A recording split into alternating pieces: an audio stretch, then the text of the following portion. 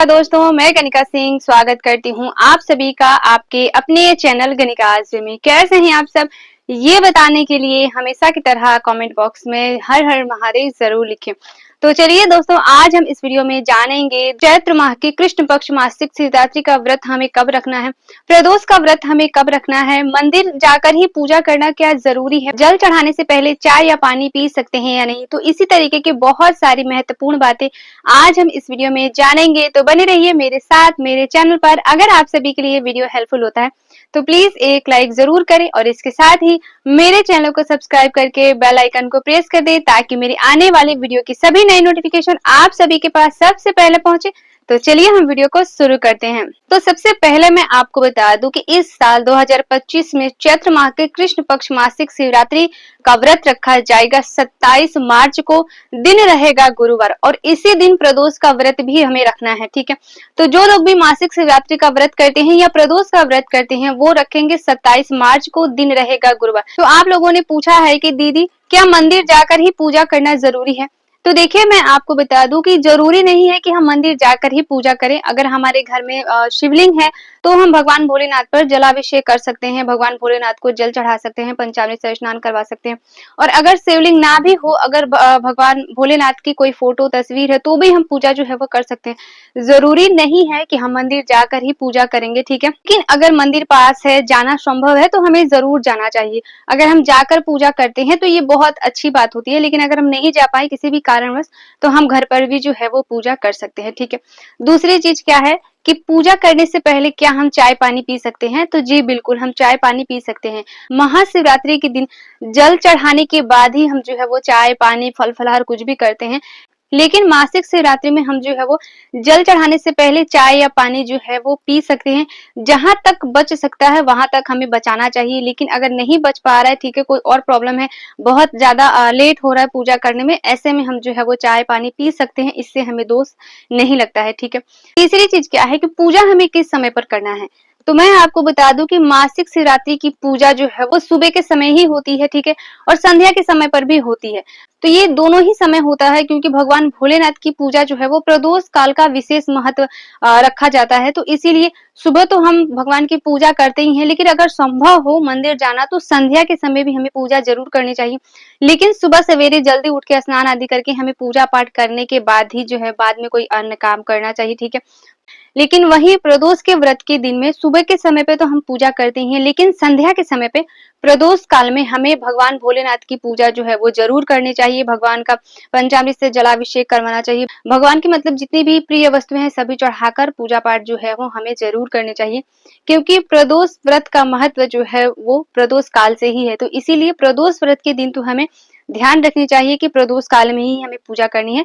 सुबह तो हम पूजा करेंगे ही, सुबह बिना पूजा के हम कैसे रह सकते हैं। तो सुबह तो पूजा करनी है, लेकिन संध्या के समय पर भी करनी है, ठीक है।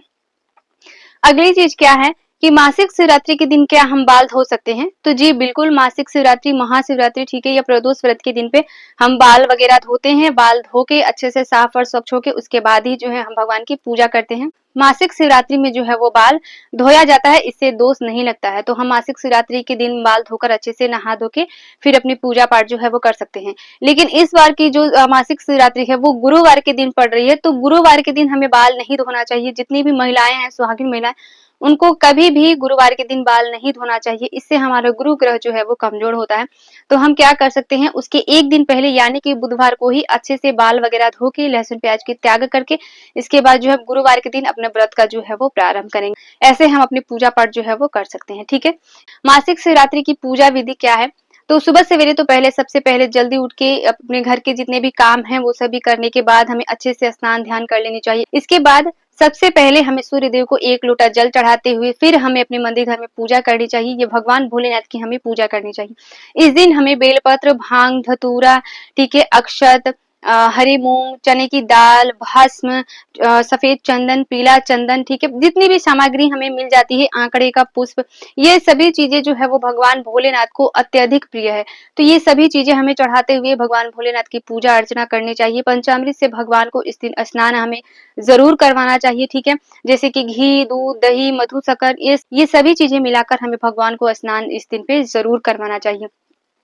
पूजा पाठ करने के बाद अच्छे से हमें प्रणाम कर लेना चाहिए, ठीक है। इसके बाद जो है हम कुछ भी फल फलहार वो कर सकते हैं।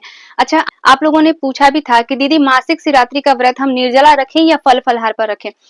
तो मैं आपको बता दूं कि अगर हम निर्जला रखने की इच्छा करते हैं या वैसा संकल्प लिए हैं तो हम निर्जला रख सकते हैं। नहीं तो शिवरात्रि का व्रत जो है वो फल फलहार पर ही होता है, निर्जला नहीं होता है। तो निर्जला अगर रखना है तो ये अपनी अपनी इच्छा के ऊपर होती है, लेकिन जो है ये व्रत जो है वो फल फलहारी है और प्रदोष का व्रत भी जो है वो फल फलहारी है। तो हम व्रत रखने के बाद पूजा पाठ करने के बाद कुछ भी फल फलहार जो है वो कर सकते हैं। नमक हमें नहीं खाना चाहिए, अन्न नहीं खाना चाहिए, इस चीज का हमें जो है वो ध्यान रखना चाहिए, ठीक है। मासिक शिवरात्रि के व्रत वाले दिन सुहागिन महिलाओं को अच्छे से नहा धो के अपना साज श्रृंगार जो है वो कर लेना चाहिए। 16 श्रृंगार अगर हम ना कर पाए, क्योंकि 16 श्रृंगार करना इतनी सुबह सुबह संभव नहीं होता है, तो हमें श्रृंगार जरूर कर लेना चाहिए। जैसे पैरों में महावर लगाना, चूड़ी वगैरह हमें पहन लेनी चाहिए, ठीक है। सिंदूर बिंदी ये सभी चीजें करके ही हमें भगवान भोलेनाथ की पूजा करनी चाहिए। और भगवान भोलेनाथ के साथ साथ इस दिन हमें माँ पार्वती की भी पूजा जरूर करनी चाहिए। इससे हमें जो है वो माँ पार्वती की भी कृपा प्राप्त होती है, अखंड सौभाग्य होता है, हमारे घर में सुख समृद्धि बनी रहती है। प्रदोष का व्रत और मासिक शिवरात्रि का व्रत अपने घर में सुख समृद्धि के लिए, संतान प्राप्ति के लिए या कोई विशेष मनोकामना है इसके लिए रखा जाता है। तो हम किसी भी मनोकामना के लिए ये व्रत जो है वो कर सकते हैं, ठीक है। अगली चीज क्या है कि आप लोगों ने पूछा है कि दीदी पूजा का शुभ मुहूर्त क्या है। तो जैसा कि मैंने बताया, मासिक शिवरात्रि के दिन सुबह सवेरे जितनी जल्दी हम पूजा करते हैं उतना ही हमारे लिए अच्छा होता है। और प्रदोष के दिन सुबह तो हम पूजा करते हैं, लेकिन प्रदोष काल में पूजा करना विशेष महत्व होता है, तो इसलिए संध्या के समय भी हमें पूजा करनी चाहिए। और मासिक शिवरात्रि का व्रत या प्रदोष का व्रत जो है वो कृष्ण पक्ष का ही रखा जाता है। वैसे तो बहुत सारे लोग जो है वो दोनों ही करते हैं, लेकिन ये अपनी अपनी इच्छा होती है। लेकिन कृष्ण पक्ष का ही विशेष महत्व है, तो हमें कृष्ण पक्ष का व्रत जो है वो जरूर करना चाहिए मासिक शिवरात्रि का। तो इस बार की शिवरात्रि जो है मासिक शिवरात्रि वो 27 मार्च दिन गुरुवार को पड़ रही है, तो इसी दिन हमें अपना जो है वो व्रत रखना है, ठीक है। तो आशा करती हूँ सभी बातें आप लोगों को समझ में आई होंगी, सभी बातें क्लियर हो गई होंगी, ठीक है। तो आशा करती हूँ आज का वीडियो आप लोगों के लिए बहुत ही हेल्पफुल होगा। वीडियो अगर हेल्पफुल होता है तो प्लीज एक लाइक जरूर करें और इसके साथ ही मेरे चैनल को सब्सक्राइब करके बेल आइकन को प्रेस कर दें, ताकि मेरी आने वाली वीडियो की सभी नई नोटिफिकेशन आप सभी के पास सबसे पहले पहुंचे। तो मिलती हूँ मैं आप सभी से नेक्स्ट वीडियो में, तब तक के लिए नमस्कार।